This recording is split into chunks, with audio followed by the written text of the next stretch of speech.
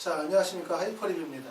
자, 1부에서는 아까 말씀드렸었던 것처럼 전체적으로 이제 2020학년도에 한의학과와 관련해 되어서 달라진 점들, 모집 인원의 변동 사항이라든가 각 대학들 선발 인원의 차이점들, 또 수시에서 정시로 이월되어지는 인원은 어느 정도 이월되어지는지 이런 부분들에 대해서 설명을 드렸다면 2부에서는 학생부 관리와 합격 전략에 대해서 한번 설명을 드리도록 하겠습니다. 자, 대학별 분석. 그래서 이제 아까 우리가 첫 번째는 전자에서 말씀드렸던 것처럼 한의대 중에서 수시에서 정시로 이월되는 비율이 가장 높은 학교가 원광대학교예요. 그래서 그럼 원광대학교는 왜 이렇게 수시에서 정시로 이월되는 비율이 왜 이렇게 많을까? 그 다음에 두 번째 이유는 그러면 수시에서 정시로 이월되는 비율이 전년도에 많았다면 올해는 거기에 대한 대응을 세울 거 아니에요, 대학에서. 그렇기 때문에 이렇게 모집 인원의 변동사항이라든가 이런 부분은 어떤 부분이 있는가, 이런 부분들을 한번 살펴보도록 하겠습니다. 자, 원광대학교는 지금 보는 것처럼 학생부 종합전형, 그 다음에 지역인재 전형, 전북, 지역인재 전남 이렇게 해서 3개의 전형 구분을 두고 있고요.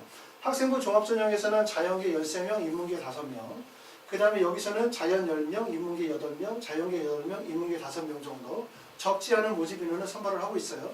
전형 방법으로 오게 되면 첫 번째는 학생부 종합은 1단계에서 5배수, 서류평가 100% 뽑고 그 다음에 2단계에서 1단계 70에 면접 30%를 반영한다 이렇게 되는데 여기서 보시면 이제 1단계 배수가 5배수가 되는 거예요. 배수가 되게 높죠. 배수가 이렇게 높다 이거는 이렇게 생각하시면 돼요. 배수가 높으니까 내가 1단계에 붙겠다 라고 생각하는 거는 그건 학생의 입장에서 생각을 하는 거고, 이렇게 배수를 5배수를 많이 두고 있는 이유는 대학의 입장에서는 왜 많이 두냐 하면은 첫 번째는 이 대학이 수능 최저학력 기준이 있기 때문에 그러는 거예요. 다시 말하면 수능 최저학력 기준이 있기 때문에 실제 수능 최저학력 기준을 충족하지 않는 학생들이 많다는 거예요. 그렇기 때문에 5배수라고 해놔도 최초에 그렇죠? 1단계 5배수라고 해놔도 그 마지막 면접까지 가는 최종 학교까지 가는 과정에서 수능 최저학력 기준에 미충족으로 해서 이탈되는 학생들이 많이 발생이 된다는 거죠. 그렇기 때문에 5배수를 두고 있는 거예요. 그렇죠? 그렇기 때문에 5배수라고 하는 거는 수능 최저학력 기준에 미충족 인원이 많다는 점, 두 번째는 붙었었을 때 다른 대학으로 연쇄적으로 이동하는 비율이 되게 높다라고 하는 점, 이 점을 꼭 고려하셔야 돼요. 왜냐하면 원광대학교의 한의학과는 물론 뭐 요즘에 한의학과가 그래도 사실은 서울에 있는 주요 상위권 대학들보다 훨씬 더 점수대가 높은 점수를 요구하고 있긴 하지만 한의대 중에서는 어떻게 보면은 한의대는 경희대, 한의대 그리고 나머지 대학 이렇게 구분된다고도 할 수 있거든요. 그러다 보니까 회전율이 높게 벌어질 수밖에 없어요. 그래서 이 5배수를 두고 있다 이렇게 볼 수 있고, 그 다음에 지역인재 전형도 마찬가지죠. 5배수를 두고 서류평가 100%에 면접 30%니까 전형 방법은 두 개가 동일합니다. 자, 수능 최저학력 기준에 대한 들어보면 전년도의 수능 최저학력 기준은 국어, 수학, 과탐 한 과목이고 3개 영역 등급 합이 5, 영어 1등급이었어요. 높은 최저학력 기준을 요구하고 있다고 볼 수 있을 것 같습니다.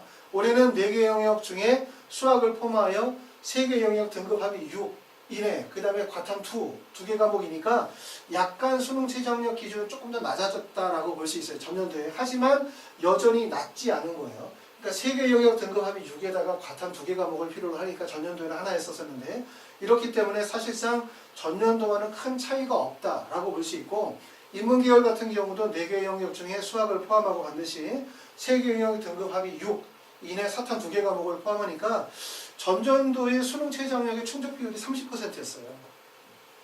30%. 충족 비율이 사실 그렇게 높지 않은 비율이거든요. 그래서 지금 보면 경쟁률은 전년도에 8.3대 1, 그 다음에 인문계는 5.6대 1인데 수능 최저학력 기준이 30%였었을 때를 우리가 가정을 한다고 생각을 해보면 전체적으로 최초에 우리가 경쟁률은 8.3대 1인데 수능 최저 미충족 인원을 반영하게 되면 2.8대 1, 그리고 인문계는 1.7대 1이에요.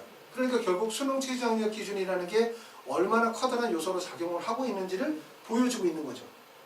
그렇죠? 무슨 말이냐면 최초의 경쟁률은 15명 모집에 125명이 지원했어요. 경쟁률이 8.3대 1이죠. 그런데 수능 최저학력 기준의 충족 비율, 여기 나와 있는 수능 최저를 실제 충족한 학생들의 비율을 30%로 가정을 하게 되어지면 자연계의 비율은 경쟁률은 2.8대 1이 되고 인문계의 경쟁률은 1.7대 1이 됩니다. 여기에다가 추가 합격 인원을 반영을 시키게 되어지면 실질적인 경쟁률은 더 떨어질 수밖에 없겠죠.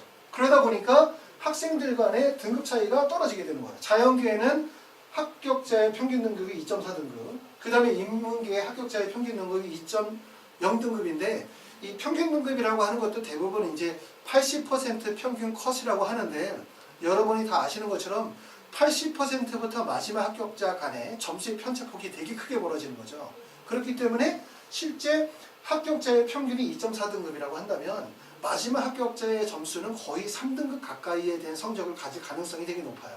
그래서 여기서 하나는 꼭 알아두실 점은 뭐냐면 수능 최저 학력 기준이라는 부분이 이 한의학과에서 되게 중요하다. 왜 되게 중요하냐면 수능 최저 학력 기준을 충족을 하게 되어지면 결국은 총적 비율이 30% 정도밖에 안 나오기 때문에 실제 경쟁률이 대부분 3대1 이하로 떨어진다는 점이 하나의 되게 중요한 특징이고, 두 번째는 수능 최저 학력 기준이 있다 보면 합격한 학생들이 이렇게 있을 거 아니에요. 그렇죠? 만약에 수능 최저 학력이 아니라 그냥 내신 성적만으로 우리가 내신 성적만으로 학생들을 순위를 쭉 매기면 1등부터 만약에 8등까지가 있다.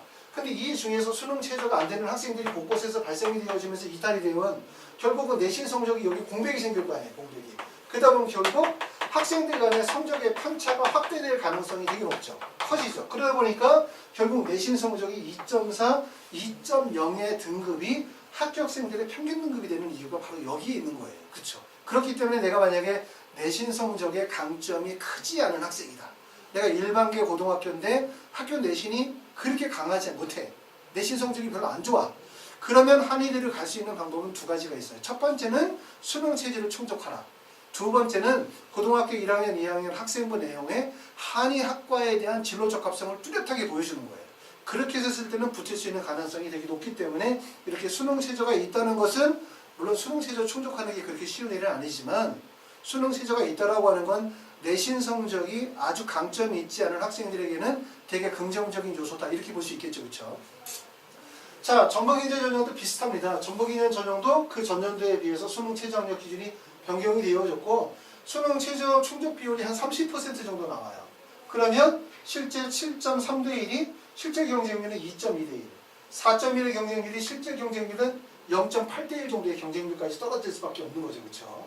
자, 이렇기 때문에 결국은 비율적으로 되게 높다는 거고, 원광대학교가 한의학과뿐만 아니라 의학과에서도 수시에서 정시로 이월되는 비율이 되게 높아요. 의학과를 보시면 의학과 수시 모집 인원이 원래 65명이었어요. 그렇죠? 65명 중에 약 43명 정도가 이월이 됐어요. 그러니까 수시에서 65명을 뽑기로 했는데 이 65명 중에 약 44명 정도가 정시로 이월이 됐어요. 그래서 정시의 최초 선발 인원이 27명이었는데 여기에다가 이월되어진 43명이 이월이 되다 보니까 결국 정시에서 선발하는 인원이 70명 정도까지 인원이 늘었죠. 그렇죠? 이렇게. 자, 그리고 한의대는 조금 전에 얘기했었던 것처럼 최초 선발 인원이 31명이었는데 31명 중에 2월된 인원이 몇 명이 2월됐다? 24명이. 그러니까 수시에서 31명을 뽑기로 했는데 그 중에서 24명을 안 뽑았어요. 그리고 그 인원이 넘어가는데 2월 비율이 무려 77%에 해당이 돼요. 이 비율이. 그리고 그러다 보니까 인문계 최초 선발 인원은 18명 중에서 2명 정도가 2월이 됐고, 그러다 보니까 정시의 최초 선발 인원이 25명이었는데 수시에서 2월 되어진 24명을 합치니까 결국은 53명 정도가 정시에서 선발하는 인원이 됐다는 거죠. 그렇죠? 그러는 것처럼 여기서 보여지는 것처럼 원광대는 의대뿐만 아니라 한의대뿐만 아니라 의대에서도 수시에서 정시로 2월 되는 인원의 비율이 상대적으로 되게 높다라고 하는 걸 볼 수 있는데, 2월 인원이 높은 이유는 물론 해석의 차이가 여러 가지가 있을 수 있어요. 분석하시는 분들마다. 근데 제가 생각할 때는 첫 번째는 이게 대학의 선이 턱이 있기 때문에 그렇다고 생각이 돼요. 그러니까 원광대라고 하는 대학이 취하고 있는 의대나 치대가 물론 또 한의대나 한의학과가 원광대는 물론 당연히 의대, 치대, 한의대는 아까도 말씀드린 것처럼 서울에 있는 주요 상위권 대학들보다 훨씬 더 높은 입결을 요구를 해요. 하지만 동일한 의대 중에서는 원광대보다 좋은 의대들이 많이 있잖아요. 그렇죠? 학생들이 지원한 학생들이 원광대에서 원서를 쓰기도 하고 다른 대학에 연쇄적으로 원서를 썼겠죠. 그렇죠? 그렇죠? 그렇게 되면 결국적으로 이 학생들이 이쪽으로 이동할 가능성이 높은 거예요. 하지만 밑에 있는 대학원의 연결성이 부족하단 말이에요. 하위 대학이나 하고하고는 연결성이. 그렇기 때문에 추합이 높게 발생이 되어지는 이유가 하나인 거고, 그 다음에 두 번째는 아까 말씀드렸었던 것처럼 수능 최저학력 기준에 대한 미충족 조건. 수능 최저학력 기준이 사실상 결코 낮지가 않아요. 전년도에 수능 최저 수시 이월된 인원이 상당히 많았다는 점들을 고려하게 되어지면 사실상 원광대 입장에서는 수시에서 학생들을 다 받겠다라고 생각하면 수능 최저학력 기준을 낮춰야 되는데 대학 입장에서는 또 그럴 이유가 별로 없었던 것 같아요. 왜냐하면 어느 정도 기준을 충족시켜야만 되고 그 기준을 충족하지 못하는 학생들인 경우는 수시에서 선발하지 않고 정시에 넘겨서 뽑을 수도 있다라고 하는 그런 생각들을 하고 있는 것 같아요. 그렇기 때문에 이렇게 이유론이 많이 발생이 되어졌고, 아까도 말씀드렸던 것처럼 우리가 한의대에 합격하기 위해서 되게 중요한 요소가 뭐냐면 첫 번째는 이 한의예과 또는 한의사 또는 한의학, 여기에 대한 뚜렷한 사랑이 있어야 돼요. 사랑. 이게 반드시 한의예과나 한의학이나 한의사에 대한 뚜렷한 사랑과 방향성이 있어야만 한의대에서 뽑아주는 거지. 내가 예를 들어서 의대나 치대에 가려고 하다가 성적이 안 되니까 한의대로 원서 쓴다. 물론 그런 학생들이 한의대에 갈 만한 성적을 가지고 있지도 않아요.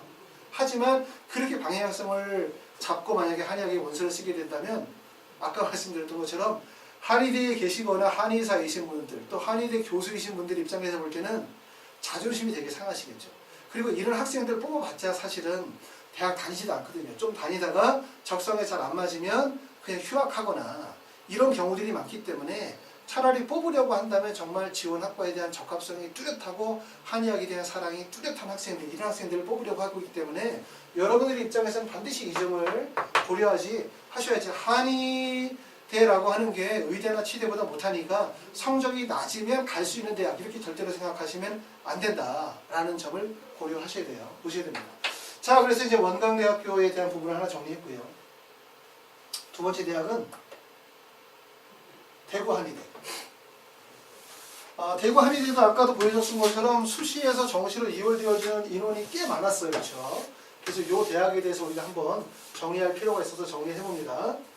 대구 한의대는 학생부 교과에서 학생부 교과 일반과 학생부 교과 면접 두 개의 전형이 있고, 학생부 종합 전형에서는 학생부 종합이죠. 기린인재 전형과 지역인재 전형 둘로 나눠집니다. 자, 모집 인원을 보면 학생부 교과 일반에서 12명, 학생부 교과 면접에서 제일 많네요. 그렇죠? 22명을 뽑습니다. 지역인재 전형에서 16명, 그 다음에 기린인재 전형에서 18명. 모집 인원은 비슷한 비율을 두고 있는데 비율이 많은 건 교과 면접 전형이에요. 전형 방법을 보면 학생부 교과 100%, 자, 교과 100%고, 그 다음에 두 번째는 이거는 학생부 교과 80에 출결 20%. 근데 배수가 10배수죠. 10배수인 이유도 아까도 얘기했죠.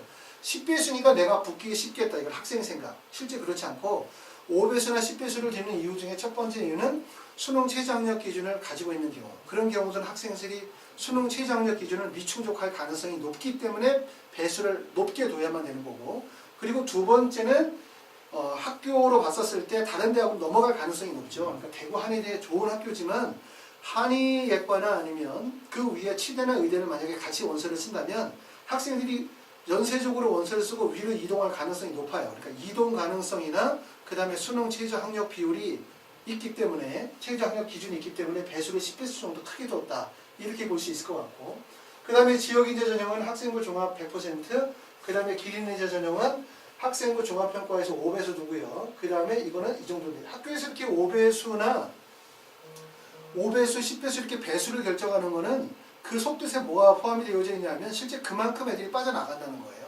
일반적으로 1단계 배수를 3배수를 주는데 어떤 학교가 5배수를 준다 그러면 결국은 그 2배수만큼의 숫자만큼이 수능 체제를 미충족하거나 아니면은 다른 대학으로 추가 합격이 된다는 얘기고, 10배수를 준다는 얘기는 보통 일반적인 대학들이 3배수 정도 주는데 그 7배수만큼 수능 최저학력 기준을 충족을 못하거나 아니면 다른 대학으로 추가 합격을 해서 이동한다는 가능성을 보여주고 있다, 이렇게 볼 수 있습니다.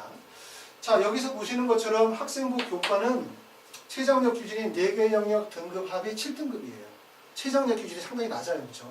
아까 우리가 원광대학교 같은 경우에 수능 최저학력 기준을 이렇게 보면 원광대학교는 3개 영역 등급 합이 6 정도였었죠. 거기다 과탐 2개 과목 정도였었으니까, 그렇죠?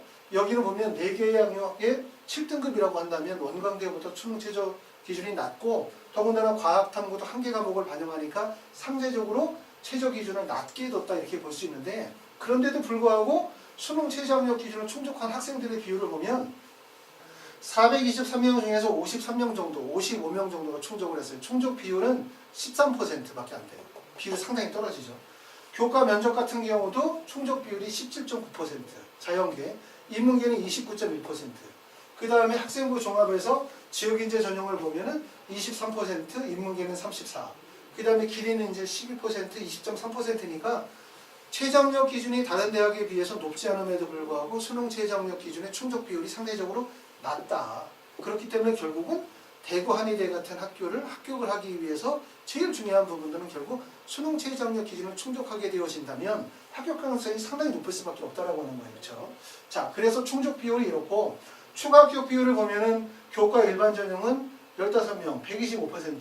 여기는 10명, 14명, 4명이니까 추가 합격 비율도 상대적으로 높아요. 근데 교과 반영 비율이 높으면 수능 교과 반영 비율이 높으면 결국은 추가 합격 비율이 높을 수밖에 없죠. 그렇죠? 왜냐하면 내신 성적이라는 게 모든 대학에서 일반적으로 받아들이는 표준화되어진 학력 지표라고 할 수 있기 때문에 결국 내신 성적의 반영 비율이 높으면 추가 합격 비율이 높을 수도 있다. 그래서 합격생들 평균 성적을 보면 평균 성적이 교과 전형 같은 경우는 1.9등급, 그 다음에 교과 면접 같은 경우는 자연계는 1.8, 인문계는 1.8, 그 다음에 지역인재 전형은 자연계는 2.5등급, 그 다음에 1.7등급, 기린인재 전형은 2.1등급에서 2.9등급 정도 돼요. 이 정도.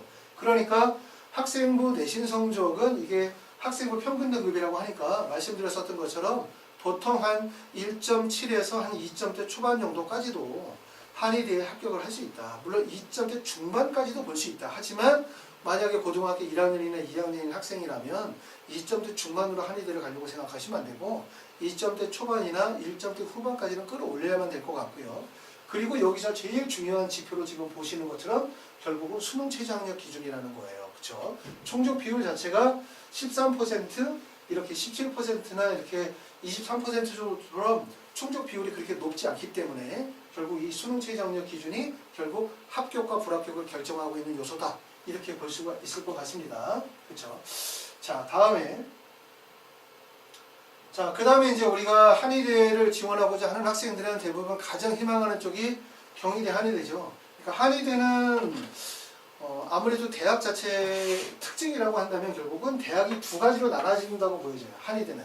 그냥 경희대, 한의대가 있는 거고 경희대, 한의대 외 기타 대학이 있는 거예요. 기타 대학.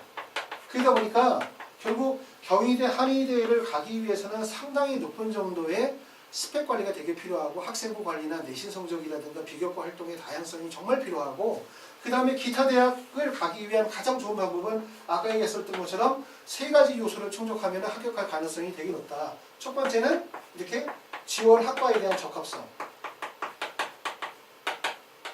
적합성이죠. 그러니까 한의대를 지원하는 것이 성적이 안 돼서 떠밀려서 고등학교 1, 2학년 때는 의대를 꿈꿨는데 안 되다 보니까 한의대를 간다. 이렇게 하시면 안 돼요. 절대로. 이것이 아니라 고등학교 1학년, 2학년, 3학년 때부터 꾸준하게 한의사나 한의학에 대한 열망과 사랑이 드러나는 게 첫 번째 가장 중요한 거고 두 번째는 교과 성적 유지하는 거. 아까 말씀드렸죠. 교과 성적을 적어도 1점대 후반에서 2점대 초반까지는 유지해야 된다는 점. 그 다음에 세 번째는 수능 최저 학력 기준을 충족시키는 거.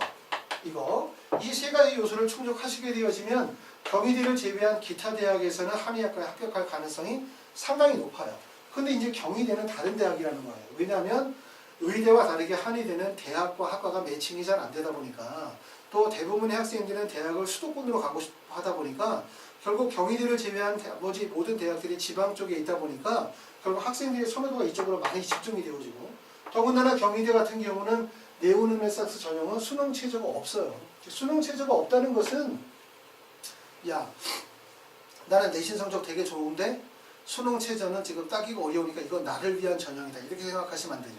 수능 최저가 없다는 것은 경희대학교가 어떻게 보면은 문호를 크게 연 거죠. 그렇죠? 모든 학생들이 지원할 수 있도록 해놨기 때문에 결국은 수능 최저가 없음으로 인해서 경쟁은 상당히 과열될 수밖에 없는 거예요.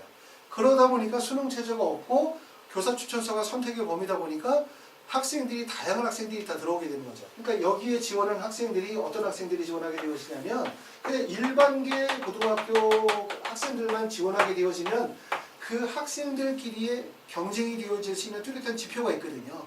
지방의 일반계 고등학교 그러면 그냥 내신 성적만으로도 학생들끼리의 어떤 학업적 우수성을 선별할 수 있는데 여기에다가 이제 자사고 학생들도 들어가죠.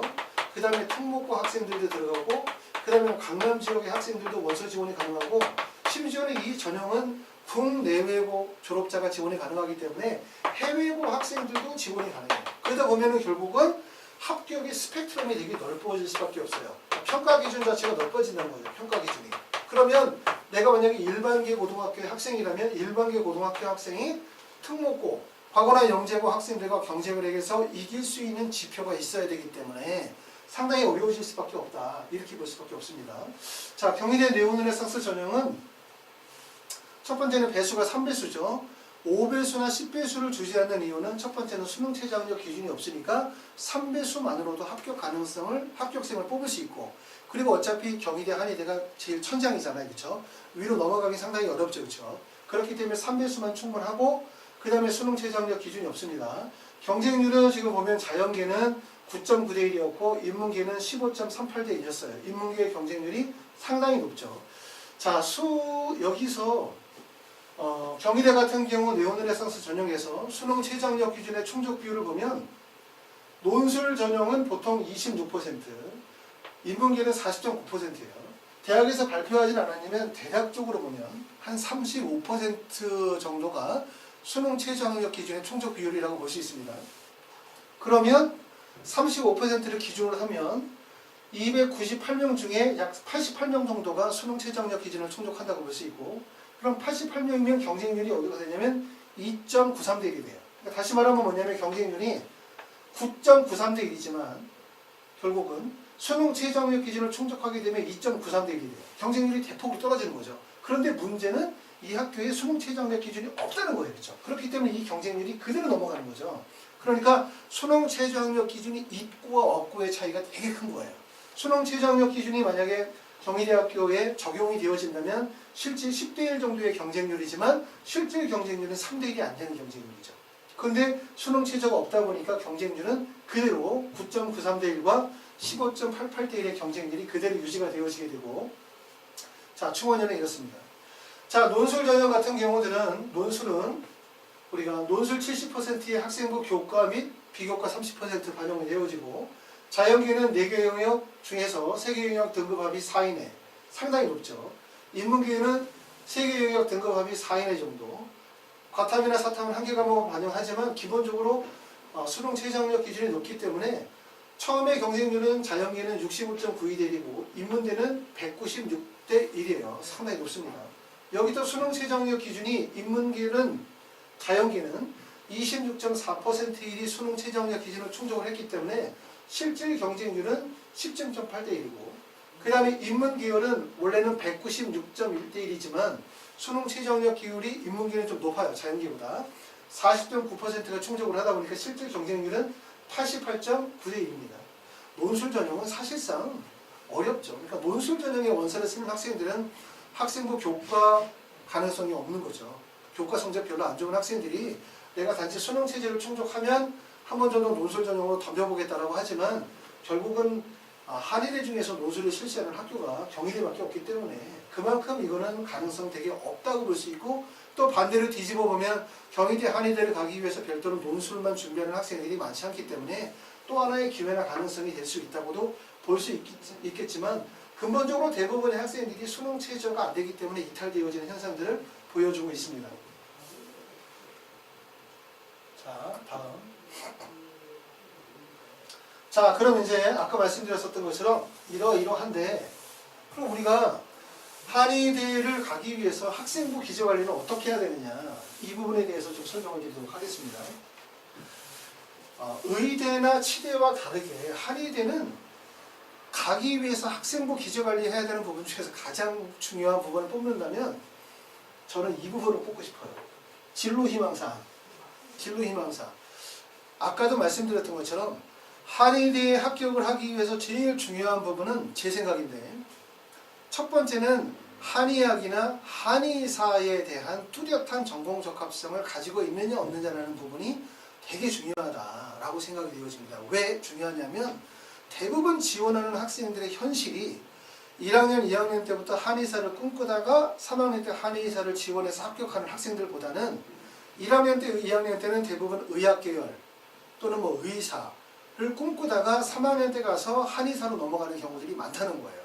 하지만 한의사라고 하는 게 일반 대학처럼 4년 공부하고 바로 취업을 하는 게 아니라 적어도 7년이나 10년 정도는 그 분야에서 정말 공부해야 되고, 그리고 다른 계열들보다 더 많은 그 역경과 그다음 학업적인 노력들을 해야 되기 때문에 대학의 입장에서 볼 때는 이 학생이 뚜렷하게 한의학에 대한 사랑과 열망이 없다면, 그리고 이 학생이 고등학교 때부터 그 학과에 대한 뚜렷한 방향성을 갖지 않고 단지 입시적인 요소에서 붙고자 해서 원서를 썼다면, 만약에 그런 애들을 붙었었을 때 본인의 적성과 잘 안 맞거나 본인의 생각과 달라서 중간에 이탈되어지는 학생들이 많아지게 되어진다면 결국 대학 입장에서도 커다란 손해이기 때문에 이 부분이 되게 중요하다고 말씀을 드릴 수 있어요. 근데 이게 쉬운 것 같아도 그렇게 쉽지 않아요.